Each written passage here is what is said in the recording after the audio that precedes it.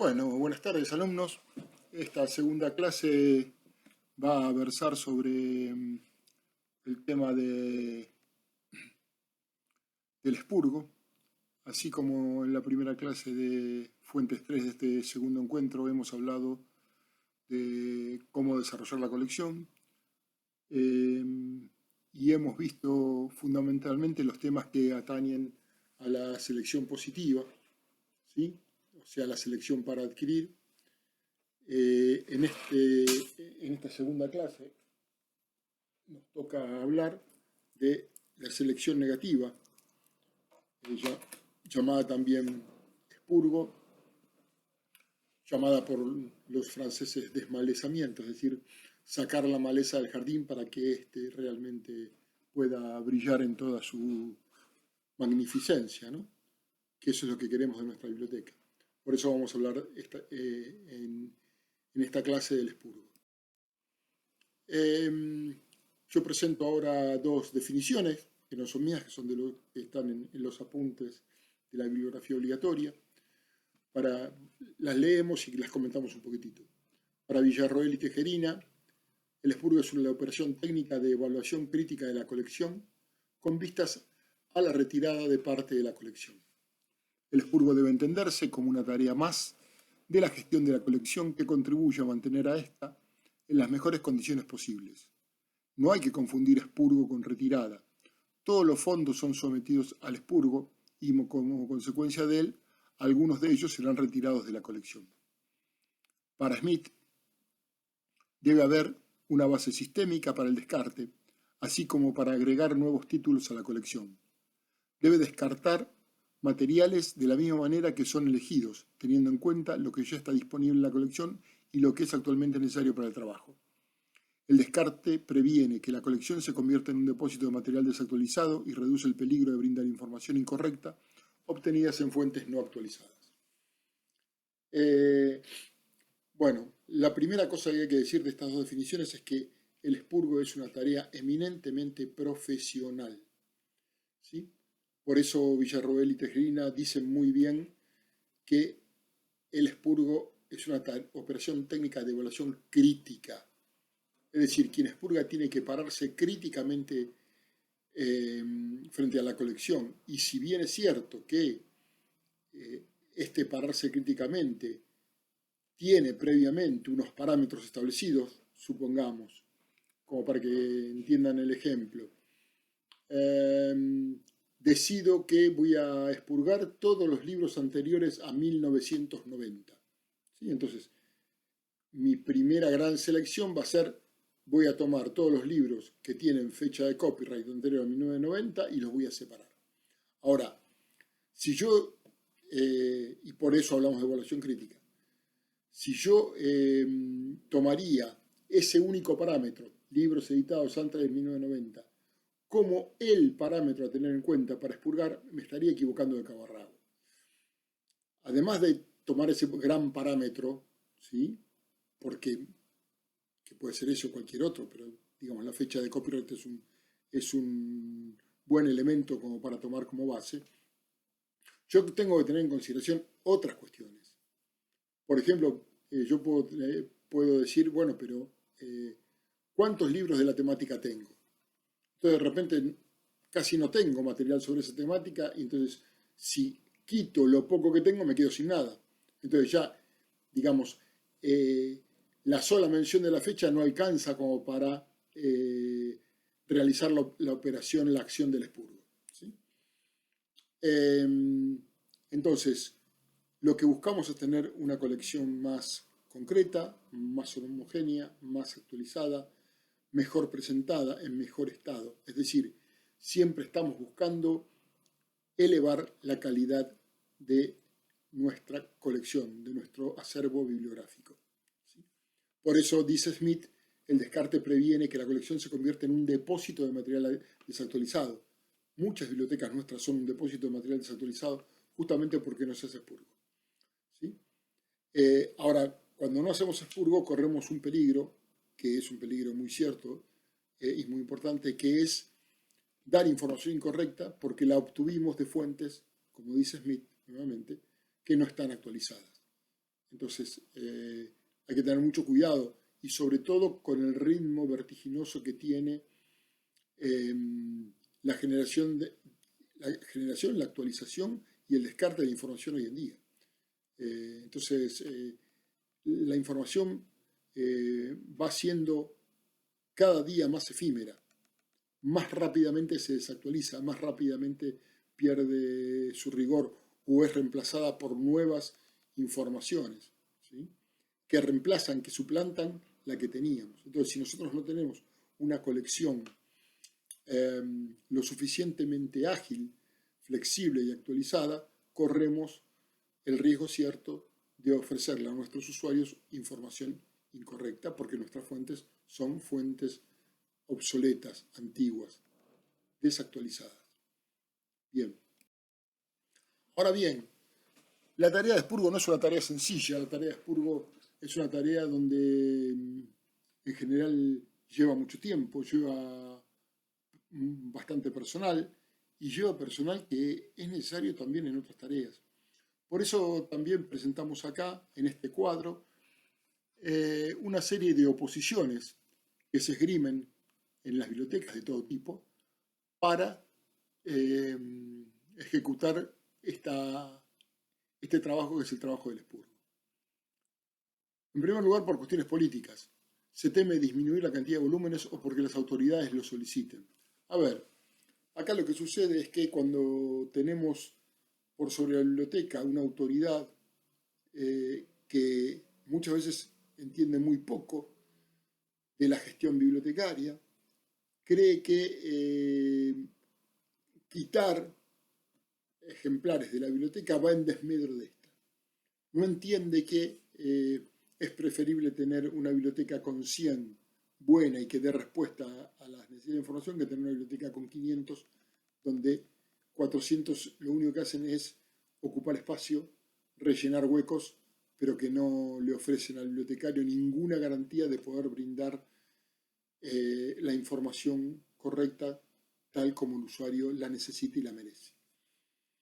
El otro el otro punto es que el descarte, como decíamos antes, consume considerable tiempo del personal y generalmente es una prioridad baja, ¿sí?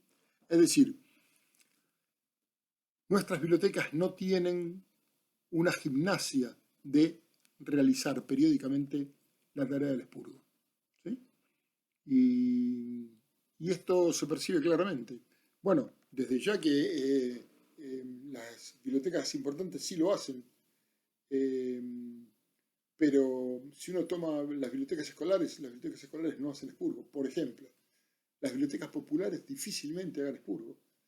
Tienen que tener un bibliotecario muy comprometido con su labor profesional y tienen que tener una comisión directiva que acompañe los criterios del bibliotecario para, para que esa comisión directiva le permita al bibliotecario realizar el expurgo. Pero en bibliotecas populares, donde el bibliotecario hace todas las tareas, es decir,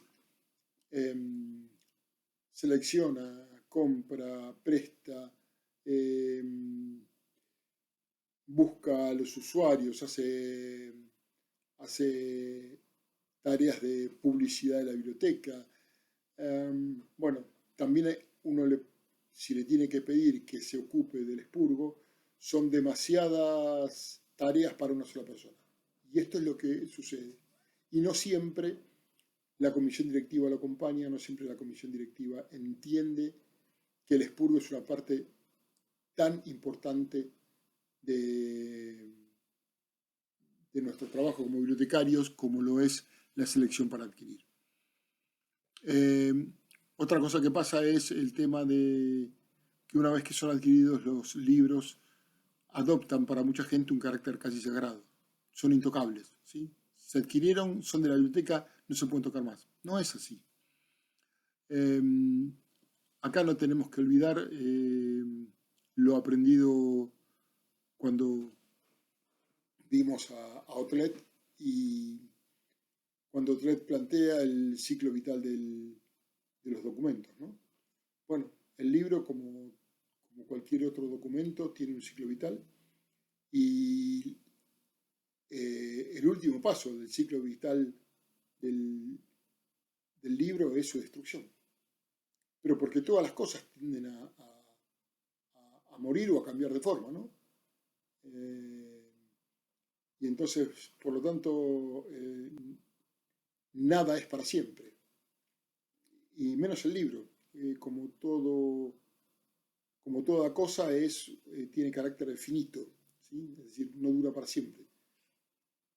Tiene un momento donde el libro, por su antigüedad, por su desgaste, por su desactualización, tiende a desaparecer, ¿sí? Y deja de tener la utilidad que tenía para la biblioteca. Deja de tener el valor, supongamos que no tiene un valor de utilidad para el lector, pero tiene un valor para la biblioteca. Bueno, ese libro en algún momento por ahí deja de tener un valor, ¿sí? O es reemplazado por otro material que adquiere más valor que el libro. Y bueno, y se lo debe descartar. Y Slotted dice además que el público muchas veces no comprende las razones para descartar. Se puede apenar al percibir esta práctica donde aparentemente la biblioteca está despilfarrando recursos. No es así, la biblioteca al expurgar no despilfarra recursos, todo lo contrario. Digamos, pone en valor los verdaderos recursos, los recursos útiles, los recursos que van a ser utilizados, pone en valor esos recursos que posee la biblioteca. Lo que hace es justamente el término francés del que lo hablaba antes, desmaleza. Saca la maleza del jardín para que, digamos, las plantas buenas, las plantas que están lozanas, las plantas que están frescas, las plantas que tienen vitalidad, puedan ser percibidas por el usuario de nuestra biblioteca. Seguimos adelante. El plan del expurgo. Bueno, en primer lugar vamos a analizar las necesidades, ¿sí? ¿Por qué razones una biblioteca debería necesitar expurgar? Bueno, una de las razones más importantes es que el espacio de la biblioteca es un espacio limitado. No existe ninguna biblioteca que tenga espacio ilimitado. Todas las bibliotecas se enfrentan con el problema del almacenamiento, ¿sí? Y entonces, cuando tenemos problema de almacenamiento, una de las mejores maneras de superar ese problema del almacenamiento, la limitación del espacio, es expurgando. Lo otro, como dijimos antes, es necesario mejorar la actualidad de la colección, ¿sí? Una colección desactualizada no le sirve a nadie. Una colección obsoleta no le sirve a nadie. Pensemos que tenemos una biblioteca, no tenemos un museo. ¿Sí? Tenemos una biblioteca que es un organismo vivo. Entonces, por lo tanto, ¿y un organismo vivo qué significa? Significa que es un organismo que crece en forma permanente. Entonces, si nuestra biblioteca está desactualizada, termina siendo una colección muerta, porque es una colección que nadie consulta, porque es una colección que no le sirve a nadie. El expurgo mejora la accesibilidad de los fondos. Los fondos que nos sirven están más accesibles porque no están tapados, ¿sí?, por la maleza de los fondos que no sirven. Mejora la imagen de la biblioteca. La biblioteca no solamente es buena en el sentido de que tiene buenos materiales, también es bella, también debe apuntar a la belleza, también hay un sentido estético. ¿Por qué si puedo tener un buen libro, un hermoso libro, no lo voy a tener?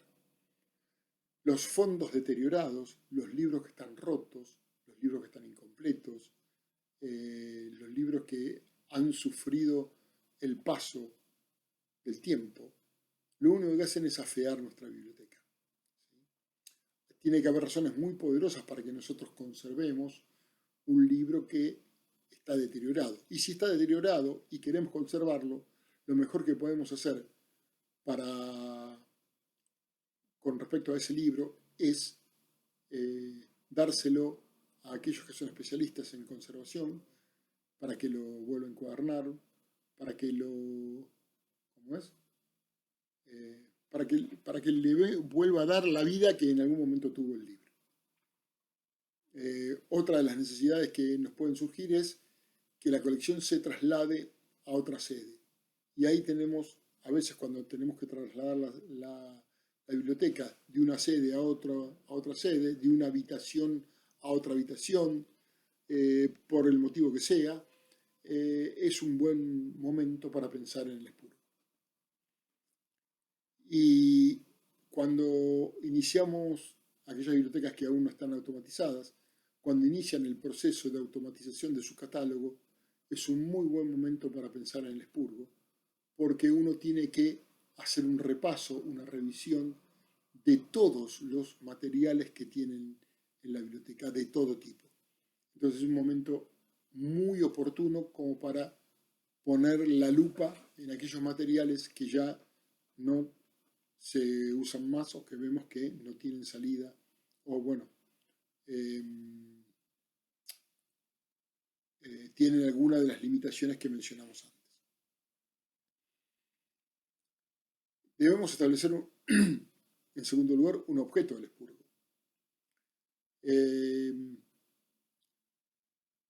El plan, porque tenemos que tener un plan para expurgar, debe delimitar con precisión qué sectores de la colección van a ser objeto del expurgo.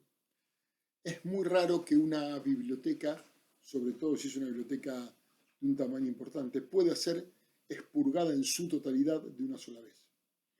En general, vuelvo a decir, como es una tarea técnica que consume muchos recursos, incluso económicos, pero también sobre todo recursos humanos, ¿sí? Los expurgos se hacen parcialmente, los expurgos se hacen en algunas determinadas partes de esos sectores de la colección, no en todos. Ahora, los autores lo que plantean es que hay algunos sectores del expurgo que por definición no deben ser tocados, salvo, bueno, que no quede otro remedio. Esos sectores que no deben ser tocados son el Fondo de Historia Local, el Fondo Antiguo y los libros curiosos y raros. A ver, ¿por qué estos tres sectores? Vamos a darle una pequeña explicación de cada uno de ellos. En primer lugar, ¿por qué no tocar el Fondo de Historia Local? Porque es muy difícil armar una colección con libros de la historia local. Son materiales que en general cuesta muchísimo conseguir, sobre todo en países como el nuestro, donde la memoria histórica no es una memoria a la cual se le dé mayor importancia. Tomemos para hablar de una situación que conocemos todos, tomemos cualquier municipio del conurbano bonaerense. ¿Cuántos libros conocemos cada uno de nosotros que hablen sobre la historia de ese determinado municipio?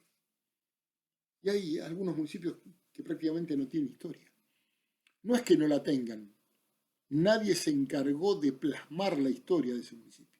Entonces, cuando encontramos libros que hablen de la historia local, es muy, sin importar si están bien escritos, si tienen un buen papel, si tienen fotografías o no las tienen, es una data más, es un poco más de información, que esa información en muchos casos única. Ese fondo hay que preservarlo sin importar cuál es la fecha del copyright. En segundo lugar, los fondos que es necesario, que se hace necesario conservar son los fondos de libros antiguos. Si nosotros tenemos la suerte de poseer en la biblioteca libros antiguos, y en nuestro país, por ser un país relativamente joven, puede considerarse un libro antiguo a los libros del siglo XIX, por ejemplo, o de principios del siglo XX, esos libros deben ser conservados. Y si nosotros vemos que el libro es valioso o averiguamos, quizás nosotros no estamos en condiciones de determinar el valor de ese libro, ¿sí? Pero sí podemos conocer a algunos colegas que pueden darnos alguna data, alguna precisión más sobre el valor de ese libro antiguo que poseemos, y no estamos en condiciones de conservarlo y creemos que es un libro que merece la pena ser conservado, es necesario que nosotros ese libro se lo podamos dar a la entidad, a la organización, a la institución que pueda garantizar su conservación, ¿sí? Su preservación. Porque su valor patrimonial, su valor cultural excede que lo tenga nuestra biblioteca u otra, ¿sí? Muchas bibliotecas se aferran a libros que son valiosos, pero como no tienen los medios adecuados para conservarlos, esos libros se les deterioran de una manera rapidísima. Y lo que sucede es que pasado un lapso de tiempo, mediano tampoco un lapso de tiempo muy grande, ese libro que era un valor se convierte en algo que tiene que ser prácticamente tirado a la basura porque al no tener las condiciones para conservarlo el libro se deteriora y se destruye. Lo mismo que dijimos respecto al fondo antiguo lo podemos decir respecto a los libros curiosos o raros, ¿sí? Acá pueden ser curiosos por quiénes fueron sus propietarios, curioso por quién lo escribió, curioso por la temática.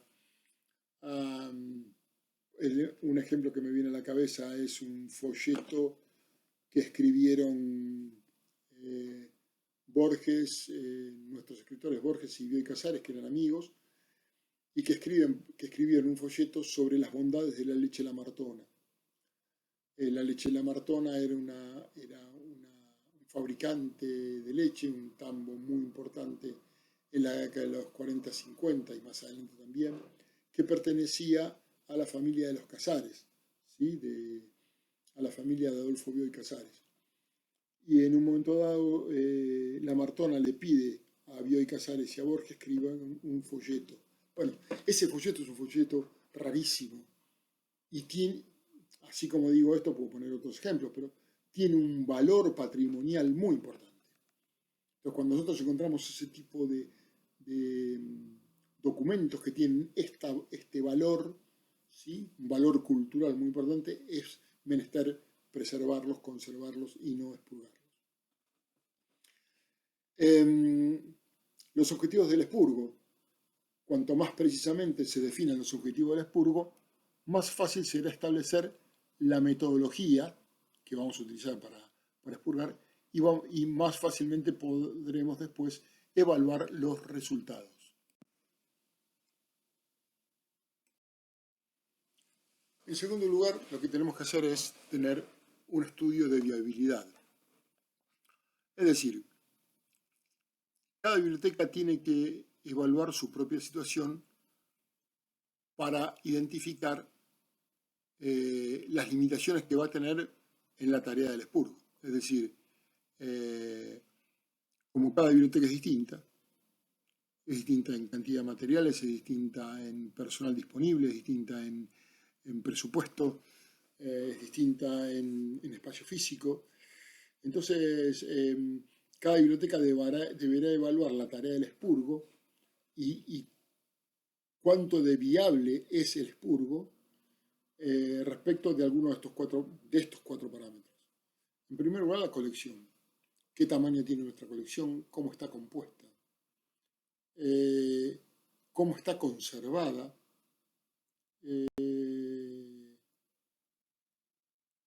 ¿Cómo suponemos nosotros que va a seguir creciendo? ¿Cómo está creciendo? ¿Cómo creció hasta ahora y cómo seguirá creciendo? Y también cómo es utilizada por nuestros usuarios. En segundo lugar, para poder hacer la tarea del expurgo, ¿contamos con instrumentos de evaluación y control?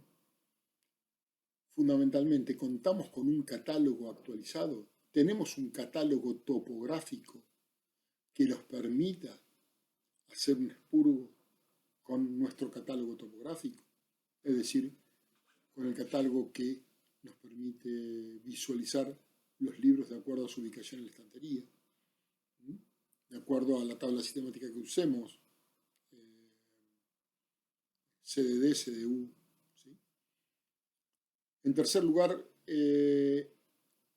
hecho el expurgo o cuando hacemos el expurgo, ¿qué espacios de almacenamiento tenemos para los materiales que vamos a retirar de la biblioteca? ¿Sí? ¿Los vamos a dar a otra biblioteca? ¿Los vamos a dejar dentro de la biblioteca en un depósito cerrado, los vamos a poner en cajas, etcétera, etcétera, etcétera. O sea, ¿y qué posibilidad de guardar ese material o si estamos con un espacio muy saturado? ¿Sí? A veces hacemos el expurgo, como decíamos antes, porque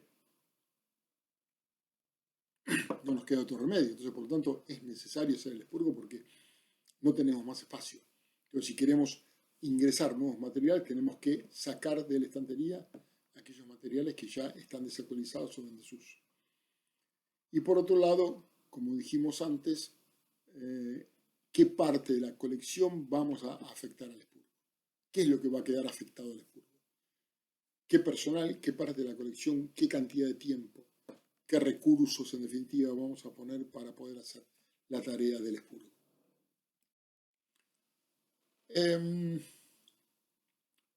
Pensemos ahora en las soluciones técnicas que se nos plantean cuando planificamos el destino de los fondos expurgados. Algunas soluciones técnicas son menos probables, pero de algún modo todas están indicadas en este cuadro. En primer lugar, si tuviéramos la posibilidad, poder ampliar los espacios de almacenamiento.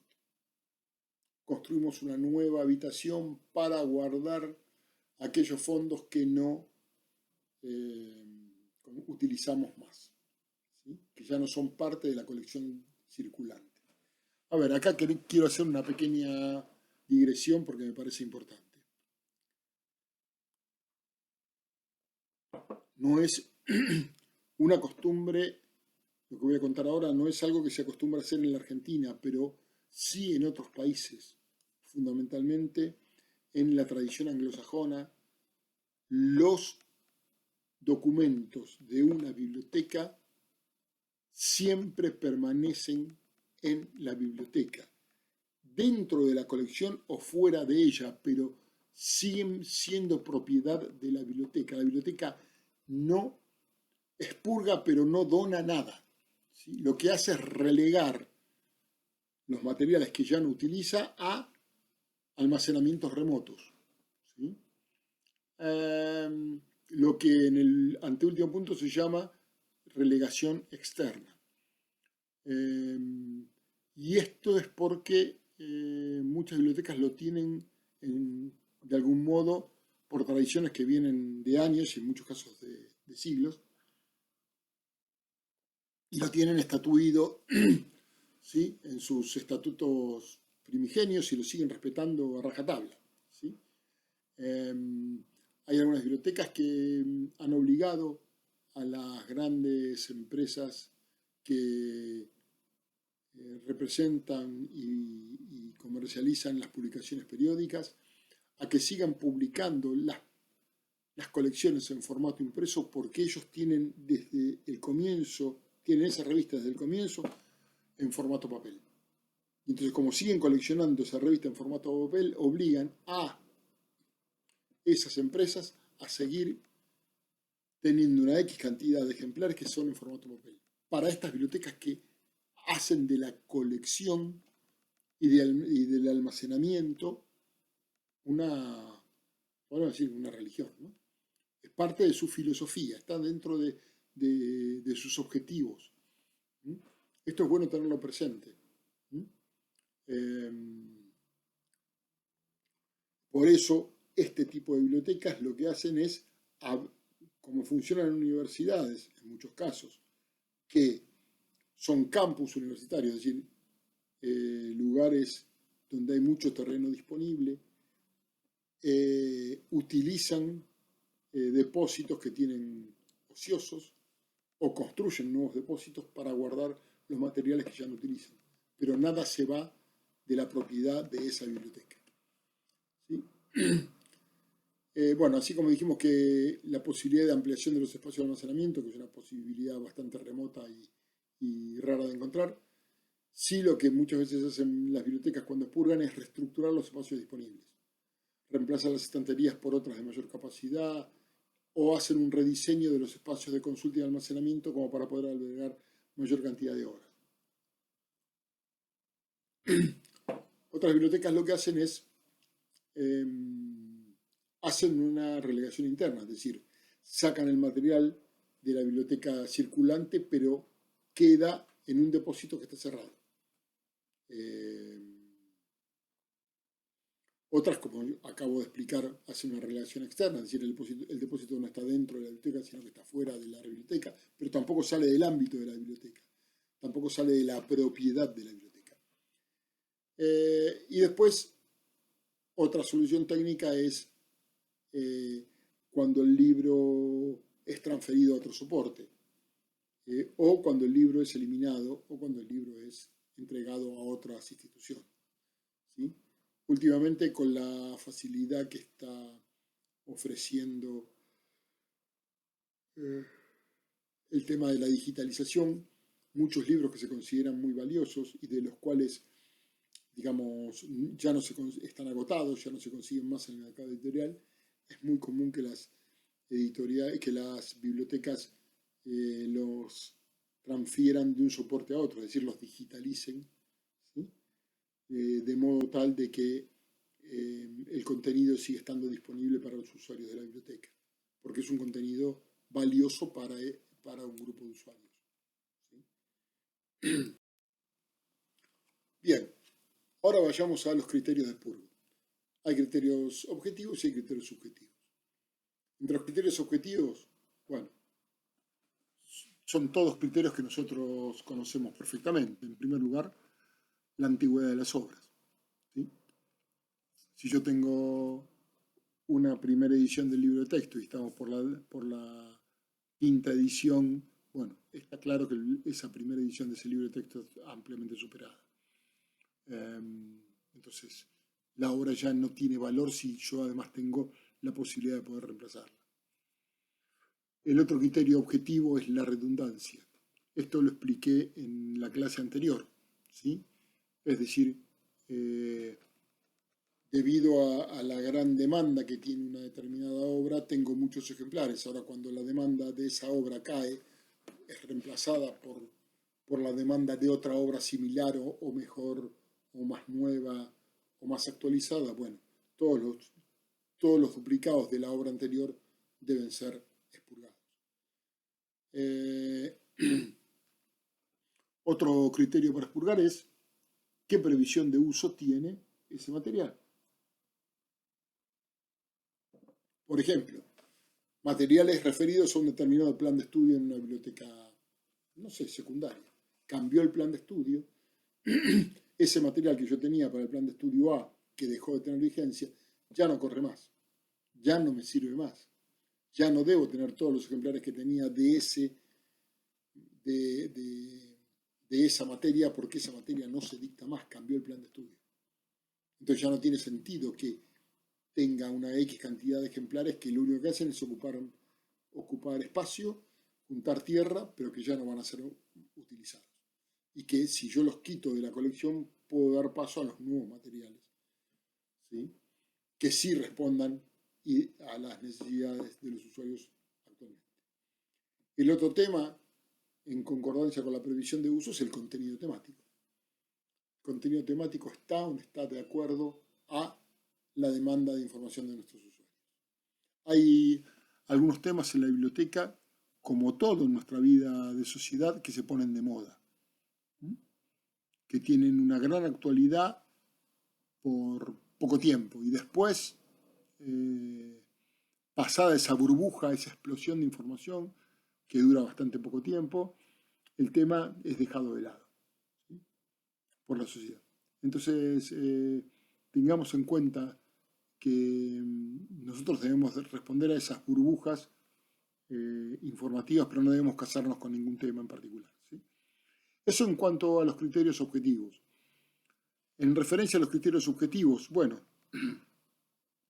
acá tiene más que ver la muñeca, lo podemos decir así, la experiencia del bibliotecario. Déjenme irme un poquitito, aunque no me voy a ir del tema, pero insisto que el bibliotecario no tiene que saberlo todo. El bibliotecario lo que tiene que saber es cuáles son las fuentes de información que son fiables si él no tiene la información precisa. A dónde acudir por información. Entonces, cuando haya algunos temas donde yo no manejo cuál es la actualidad del tema. Voy a poner un ejemplo cualquiera. Si ustedes me preguntan a mí, bueno, profesor Rubí, ¿usted qué sabe de óptica? Sé que la óptica es una parte de la física y no sé absolutamente nada más. Es decir, para yo poder estar actualizado sobre un tema como óptica, debería recurrir, como un tema incluso más amplio todavía sobre física, como no es un tema del cual yo esté empapado ni conozca, para saber cuáles son las tendencias actuales en la óptica, debería acudir a un especialista en la temática para que me ayude a saber cuál es el material más actual. Entonces, frente a un tema de expurgo de un material del cual yo no conozco absolutamente nada, deberé pedir ayuda, deberé pedir consejo a aquellos que sí saben de la temática, para que al momento de expurgar yo sepa si estoy haciendo lo correcto o no estoy haciendo lo correcto. Más allá de los criterios objetivos que vimos antes. Porque puede haber, digamos, criterios subjetivos, ¿sí? Sobre determinados temas y yo desconozco el tema, entonces tengo que pedir ayuda. Tengo que tener la humildad de pedir ayuda. El otro criterio subjetivo que debemos tener presente es si las obras que poseemos se adecúan a las necesidades de la comunidad actualmente. Vuelvo a repetir, la colección es dinámica, la colección no es estática.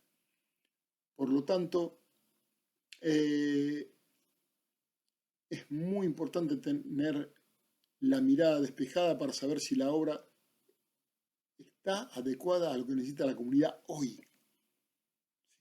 Porque si la obra no es adecuada a lo que necesita la comunidad hoy, tengo que pensar en reemplazarla. Tengo que buscar aquella obra que sí va a responder a las necesidades de la comunidad hoy.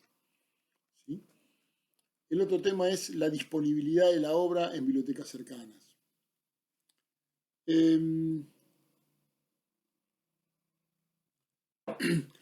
Deberá llegar un momento en la bibliotecología argentina donde los bibliotecarios entendamos que sin la cooperación de otras bibliotecas, la calidad de información que nosotros podemos brindarle a nuestros usuarios siempre va a estar renga.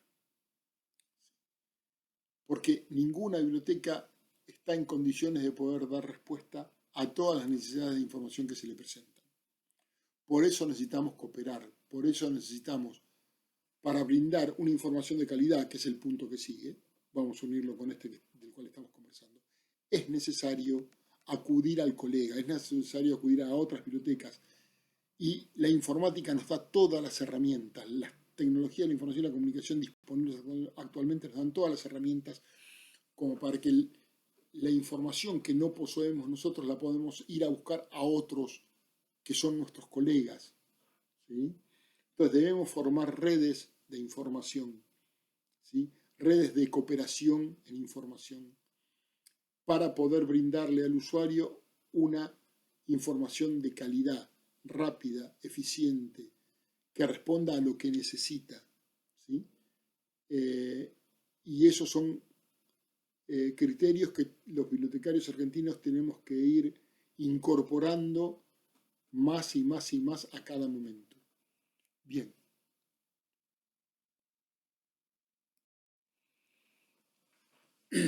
¿Qué pasa después del expurgo?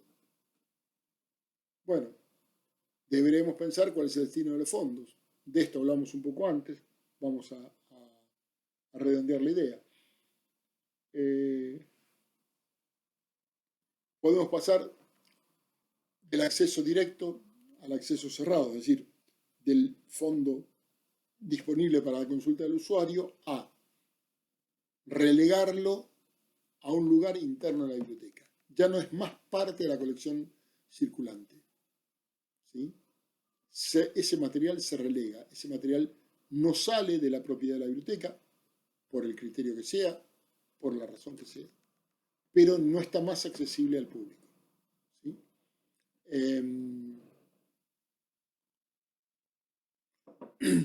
El segundo punto que dice paso de biblioteca activa a biblioteca depósito,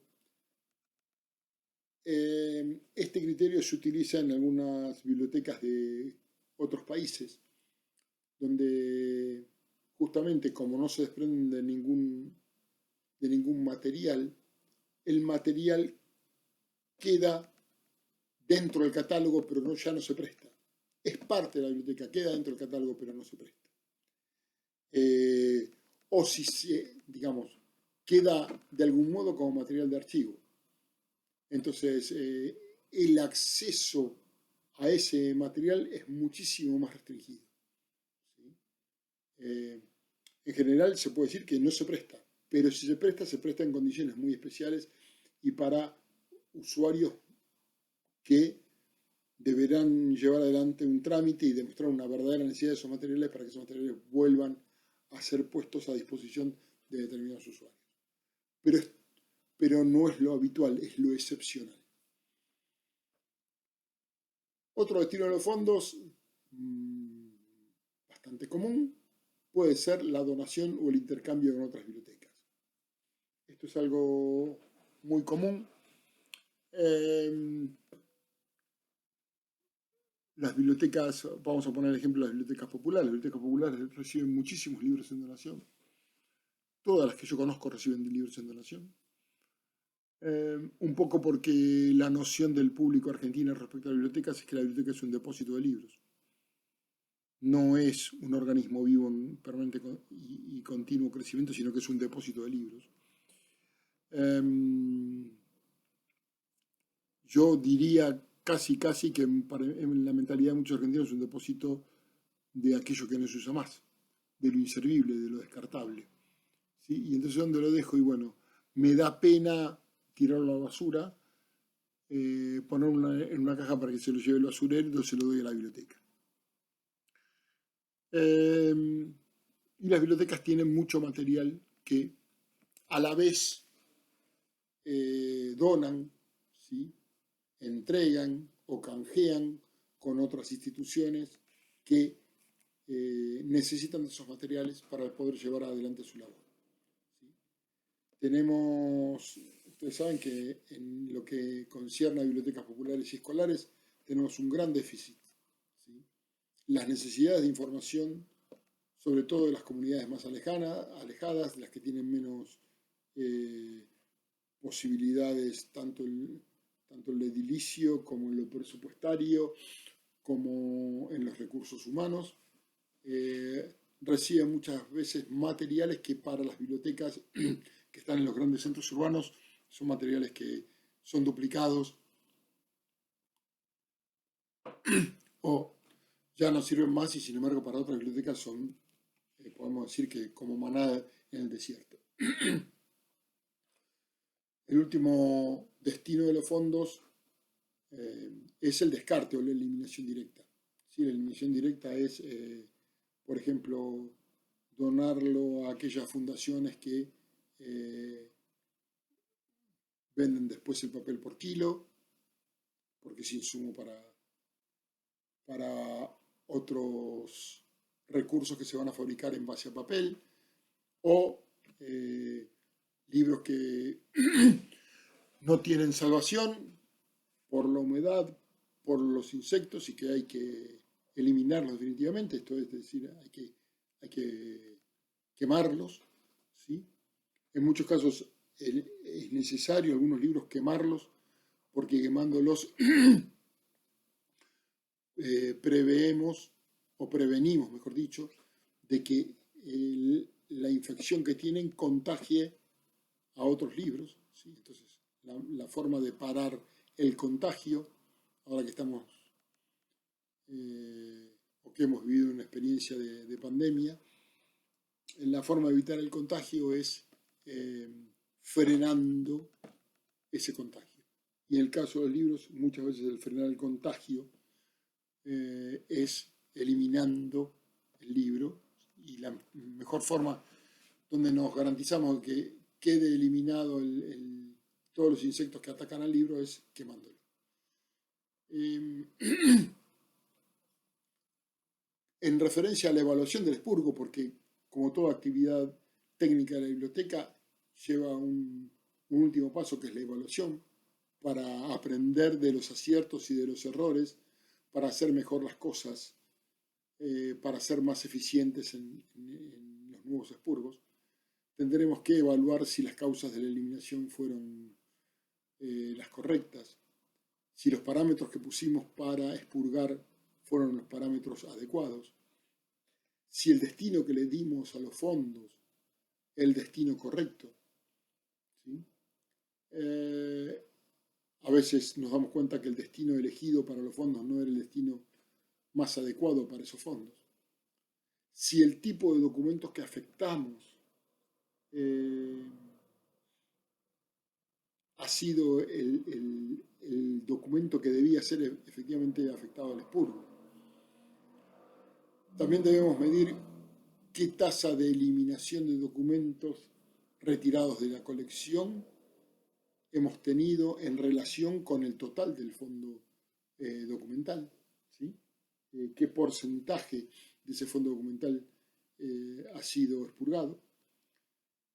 Y además, si hay una relación, si hay un equilibrio entre las obras que eliminamos y el material que adquirimos e incorporamos a la biblioteca, ¿sí?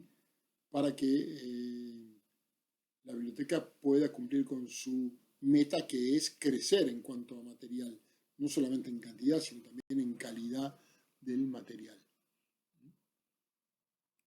Bien. Esto es todo por ahora respecto de el expurgo en general. Ahora vamos a comenzar a hablar del expurgo de publicaciones periódicas, del descarte de publicaciones periódicas, y para eso nos vamos a basar en el texto de Thomas Nisonger. En primer lugar, lo que hay que decir es que Nisonger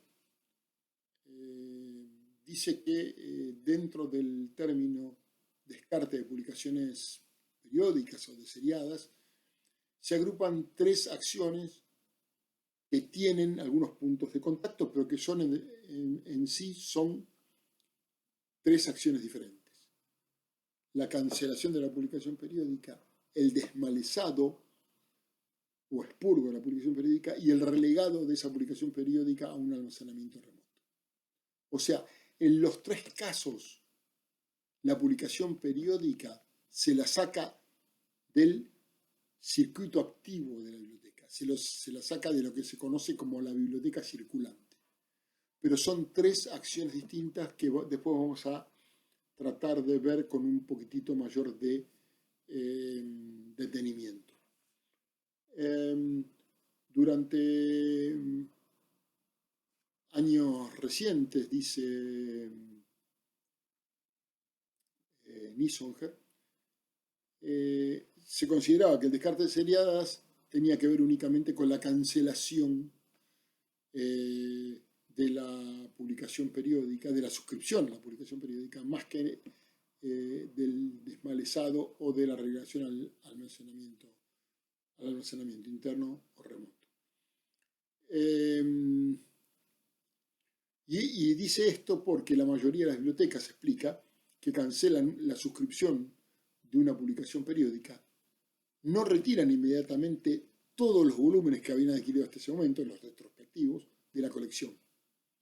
O sea, se cancelan las periódicas para ahorrar dinero, pero se relegan o se retiran a almacenamientos remotos los volúmenes retrospectivos de esa publicación periódica, fundamentalmente para ahorrar espacio.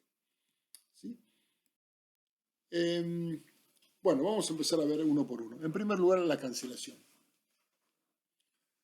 El motivo principal por el cual una publicación periódica es cancelada es el tema de los presupuestos que manejan las bibliotecas.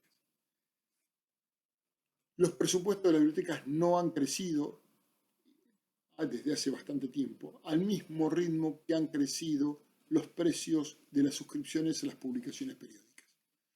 Por lo tanto, la cancelación de las publicaciones periódicas se ha vuelto un tema recurrente en un montón de bibliotecas universitarias, académicas, ¿sí? Grandes bibliotecas, se han visto en la necesidad de cancelar la suscripción a determinadas publicaciones periódicas porque no han podido soportar el costo de estas publicaciones.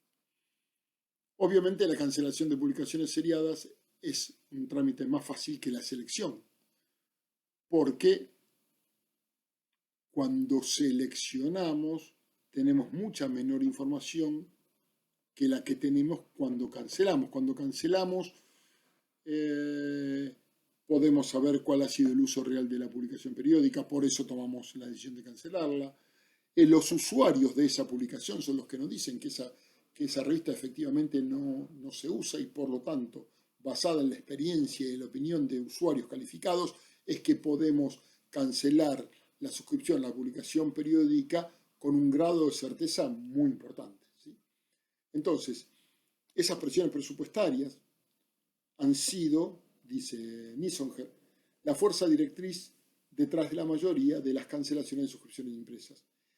Aunque muchas veces se ha cancelado la suscripción a la publicación impresa, pero esa suscripción ha sido reemplazada por la suscripción en formato electrónico.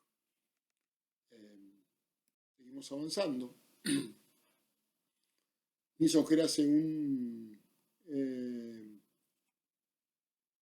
o da a conocer una serie de parámetros o criterios que son sumamente utilizados al momento de la cancelación de la suscripción de una publicación periódica.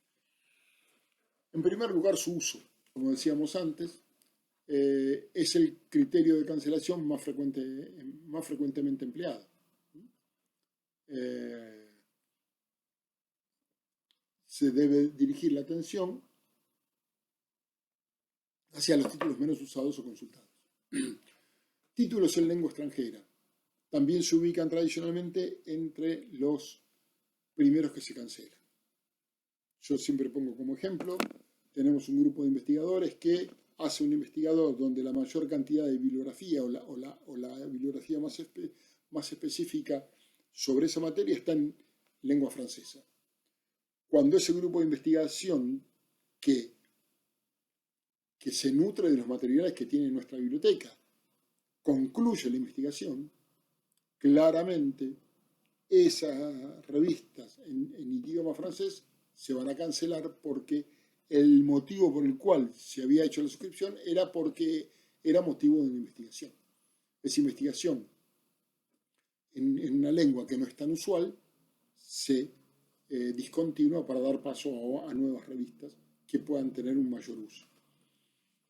El otro tema acá es el tema de la suscripción duplicada, ¿sí? Puedo dar un ejemplo muy concreto en el área de las publicaciones periódicas jurídicas, ¿sí? Tengo experiencia directa en eso. Las bibliotecas tienen inflados sus costos y sus espacios porque el mismo material que reciben en formato impreso tienen la suscripción al formato electrónico. Entonces, las bibliotecas deberían tender a discontinuar sus revistas en formato impreso si tienen acceso a esas mismas revistas, que por la cantidad de uso que tienen perfectamente se puede utilizar el formato electrónico y dejar el espacio que se utiliza para coleccionar las revistas en formato impreso para otras nuevas revistas u otro tipo de materiales que pueden ser de mayor utilidad dentro de la biblioteca.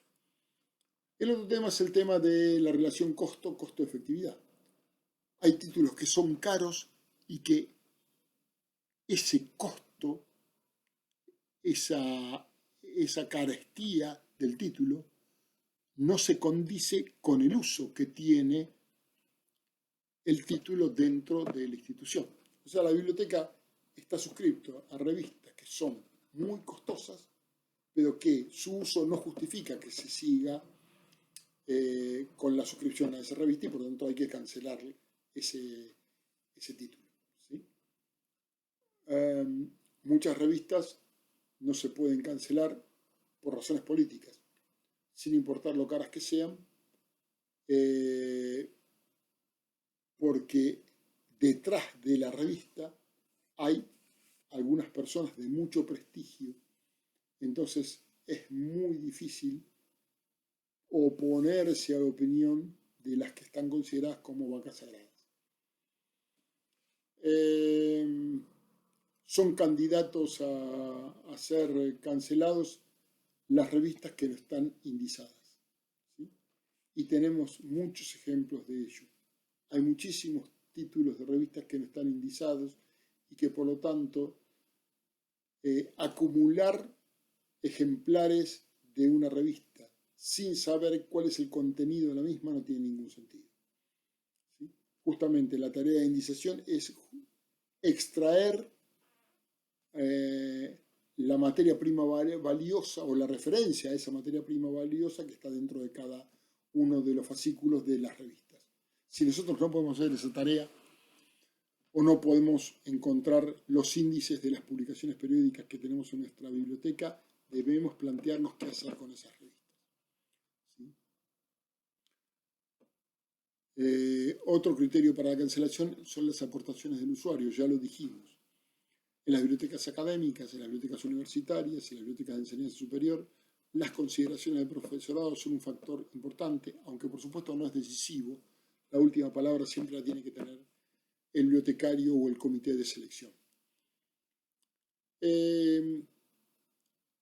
Revistas a las cuales estamos suscritos y que no están incluidas dentro de los listados nucleares o de recomendaciones. ¿Sí? Entonces, la inclusión o la no inclusión de una revista en una lista nuclear o de recomendaciones podría ser un muy buen criterio para quitar la suscripción de esa revista. ¿Sí? O sea, coleccionar aquellas revistas que dentro de cada una de las materias están recomendadas por su uso permanente por los especialistas de cada una de esas materias. Bien.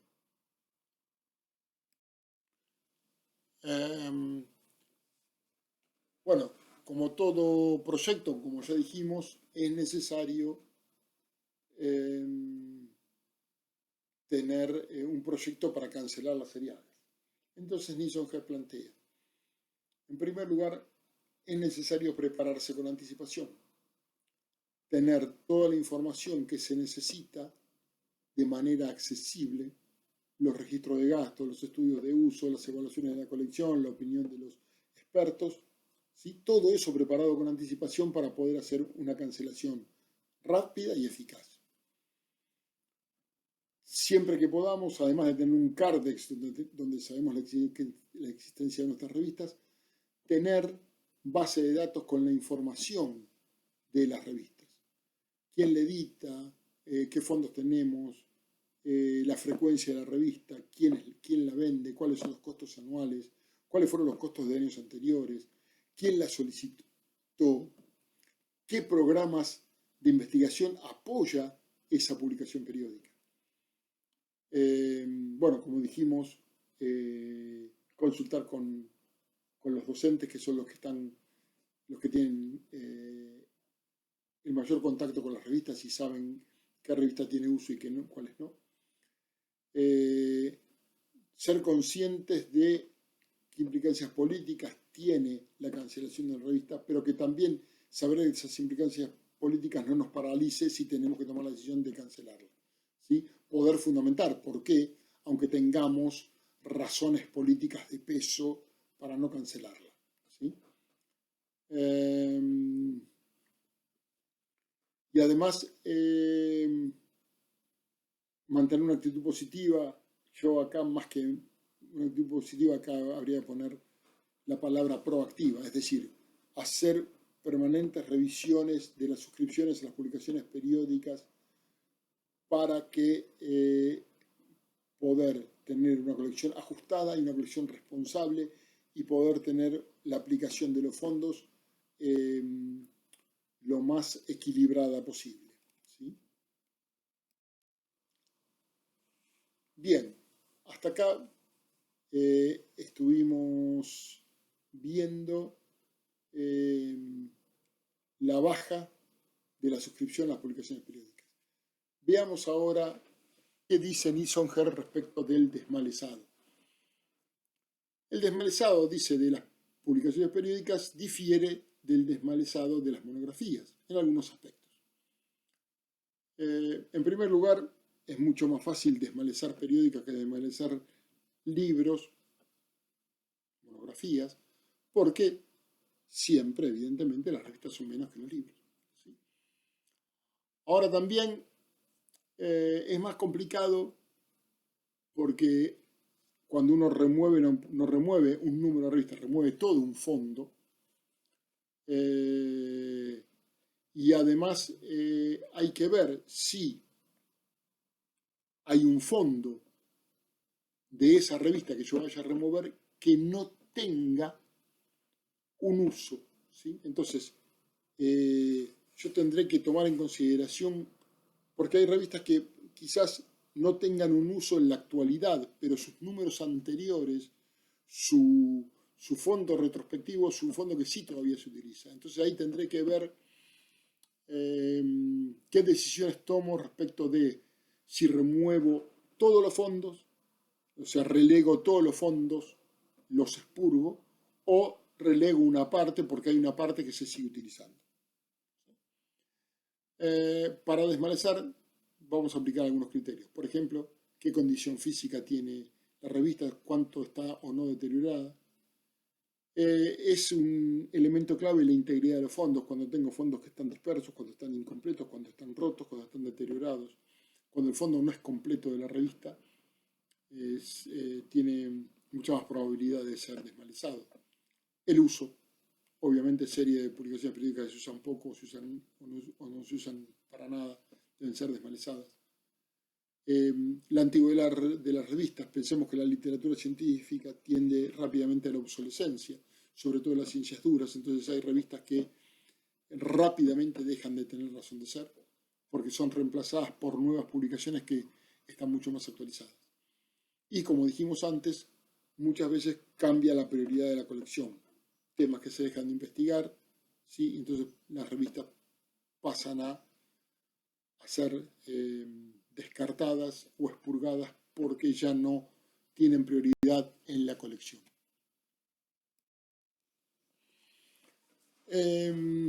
Los criterios para el desmalezamiento, ¿sí?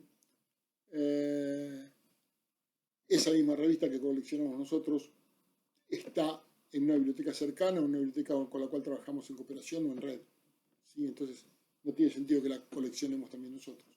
Es decir, podemos hacer acuerdos cooperativos con otras bibliotecas o consorcio de bibliotecas. Lo mismo, volvemos al tema de antes, los títulos sin indexar deben ser discontinuados. Los títulos que no pertenecen a las listas nucleares de recomendaciones deben ser descartados.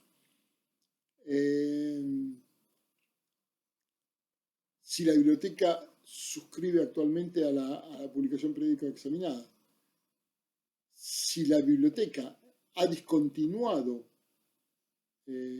a esa publicación periódica, los fondos que nos quedaron de remanente, los fondos retrospectivos, pueden ser perfectamente parte del desmalezamiento o del expurgo, ¿sí?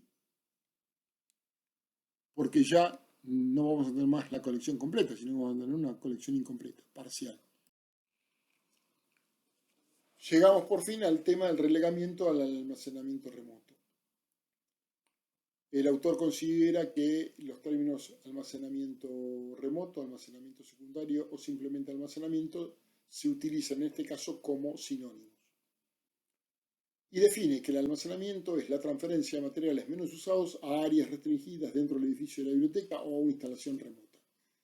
La relegación al almacenamiento remoto representa un compromiso entre la retención completa en la colección activa y el desmalezado. Es decir, el material no se desmaleza, el material no se expurga, el material se lo relega, se lo cambia de destino.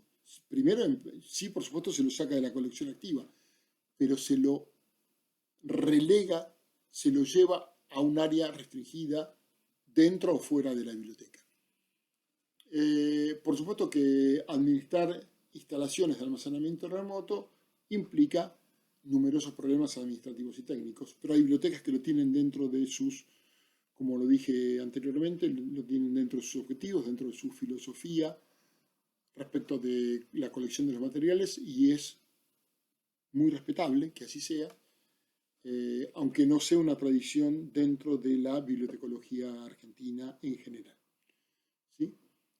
Y además hay que pensar que cuando hablamos de almacenamiento remoto, no nos referimos únicamente a las publicaciones periódicas o las publicaciones seriadas, sino que al almacenamiento remoto van todo tipo de materiales documentales, monográficos, seriadas y otros tipos de materiales documentales.